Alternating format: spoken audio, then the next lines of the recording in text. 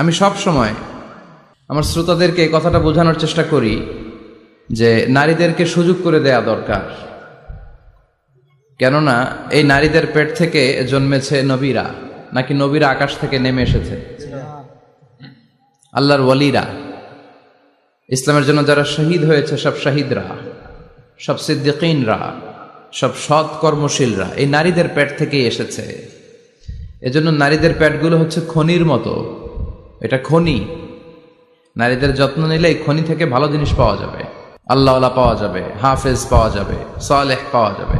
আর নারীদের যত্ন না নিলে, কোরআন সুন্নাহ শিখানোর সুযোগ না করে দিলে তাদের পেট থেকেই ডাকাতরা বের হয়, ঠিক কিনা? এই যে যত ডাকাত, সন্ত্রাস, চাঁদাবাজ পৃথিবীতে এসেছে, এরাও এসেছে নারীদের পেট থেকেই। এজন্য বলা হয় বাপ ভালো তার বেটা ভালো তাই, মা ভালো তার জি, গাই ভালো তার দুধ ভালো রে, দুধ ভালো তার ঘি। গাই ভালো তো দুধ ভালো, দুধ ভালো তো ঘি ভালো, মা ভালো তো মেয়ে ভালো, বাপ ভালো তো বেটা ভালো।